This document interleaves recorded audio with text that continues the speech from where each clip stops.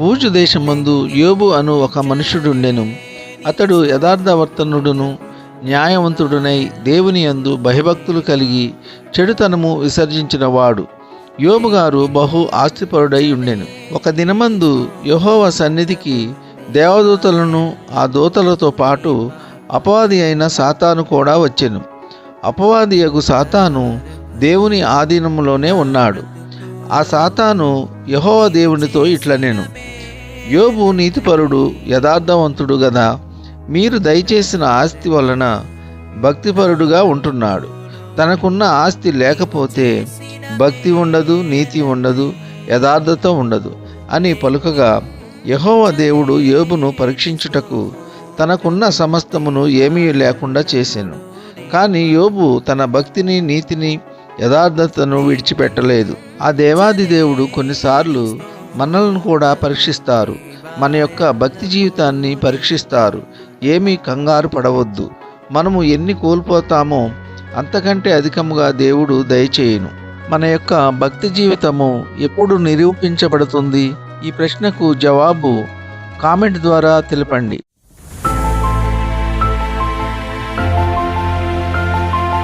Praise the Lord. Hallelujah. అనుదిన నిబంధన అనే కార్యక్రమమును వీక్షిస్తున్న మీ అందరికీ నా హృదయపూర్వక వందనములు తెలియజేయుచున్నాను. ఈ దినమునకు ఏర్పాటు చేయబడిన వాక్య భాగము పరిశుద్ధ గ్రంథము నుండి యోబు గ్రంథము 8వ అధ్యాయము 7వ వచనం. నీ స్థితి మొదట కొద్దిగా నుండినను తుదకు నీవు మహాభివృద్ధి పొందుదువు. ఆమెన్. హల్లెలూయా. దేవుని వాక్యము తెలియజేస్తుంది, అంచెలంచెలుగా ఆయన దీవించి ఆశీర్వదించును. మన యొక్క నీతిని, యథార్థతను, భక్తి జీవితాన్ని విడిచిపెట్టకూడదు. మనకు ఎన్ని శ్రమలు వచ్చినా, ఇబ్బందులు వచ్చినా, భరించలేని శ్రమలు ఎదురైనా దేవుని మాత్రము విడిచిపెట్టకూడదు.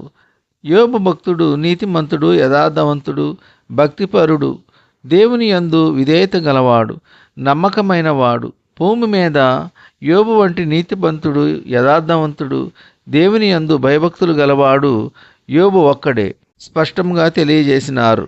యోబు జీవితమును పరీక్షించుటకు, అపవాది యోబును నిష్కారణముగా పాడు చేయుటకు యెహోవా దేవుని ప్రేరేపించి ఉండెను. యోబు తనకున్న ఆస్తి, ఐశ్వర్యము, సంపద అంతయు కోల్పోయినను దేవుని ఏమాత్రము విడిచిపెట్టలేదు. చివరకు భార్య కూడా యోబును దూషించినను ఏమాత్రము దేవుని విడిచిపెట్టలేదు. శరీరమంతా పుండ్లు కలిగి భయంకరమైన రోగి అయి ఉండగా దేవుని ఏమాత్రము విడిచిపెట్టలేదు. ఆయన నీతిని విడిచిపెట్టలేదు, యథార్థతను విడిచిపెట్టలేదు. గనుక తిరిగి దేవుడు యోబు కోల్పోయినవన్నీ తిరిగి దయచేసెను. షూహీయుడగు బిల్దదు యోబు స్నేహితుడు యోబుతో ఈ విధముగా తెలియజేసి ఉన్నారు, నీ నీతికి తగినట్లుగా మొదట నీ నివాస స్థలము దేవుడు వర్ధిల్లజేయును. నీ స్థితి మొదట కొద్దిగా నుండినను తుదకు మహాభివృద్ధి పొందుదువు అని వాక్యము ద్వారా తెలియజేసి ఉన్నారు. మరి నిజముగా మన పరిస్థితులు లేమిగల వారమైనను, భేదవారమైనను తుదకు చివరకు మహాభివృద్ధి కలిగి జీవిస్తాము. గొప్పవారుగా ఉంటాము, సమృద్ధి కలిగి ఉంటాము. పరిస్థితులను చూచి కృంగిపోవద్దు, దిగులు పడవద్దు, విచారించవద్దు, అధైర్యపడవద్దు. యోబు నీతికి తగినట్లుగా కోల్పోయినవన్నీ దయచేసిన దేవుడు మన యొక్క నీతిని, యథార్థతను, భక్తి జీవితాన్ని బట్టి నూరంతలుగా దీవించి ఆశీర్వదించును.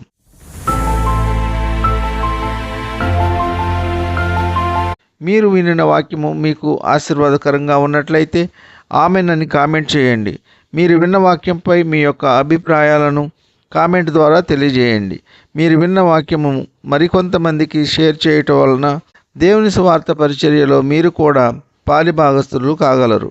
మీ ప్రార్థన అవసరతలకు మా ఫోన్ నెంబర్ 9676389821. ప్రార్థన. కృపాసత్య సంపూర్ణుడా, మీ ఘనమైన ఉన్నతమైన నామమునకు వేలాది వందనాలు, స్తుతులు చెల్లించున్నాము తండ్రి. మీరు గొప్ప దేవుడవు, శక్తివంతుడవు, సర్వాధికారివి. మీకు స్తోత్రములు. ఈ వేకువన లేచి ఎందరైతే మీ యొక్క వాక్యమును విని అంగీకరించి ఉన్నారో అటువంటి వారిని అందరినీ దీవించండి, ఆశీర్వదించండి. గడిచిన దినమంతా మీ యొక్క చల్లనైన రెక్కల నీడలో కాచి కాపాడి మరి యొక్క నూతన దినమును మాకు అనుగ్రహించి ఉన్నందుకు మీకు స్తోత్రములు. వాక్యము ద్వారా తెలియజేసిన రీతిగా మా యొక్క భక్తి జీవితాన్ని మేము కాపాడుకునేలాగున మీ కృప ఉంచండి.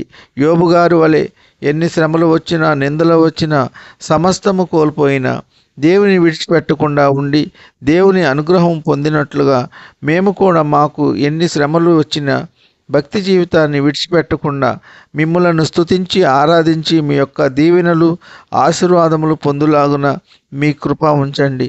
ఉద్యోగస్తులను, వ్యాపారస్తులను, కూలి పని వారిని కాపాడండి. వారు చేస్తున్న పనుల్లో, రాకపోకల్లో కాచి కాపాడండి.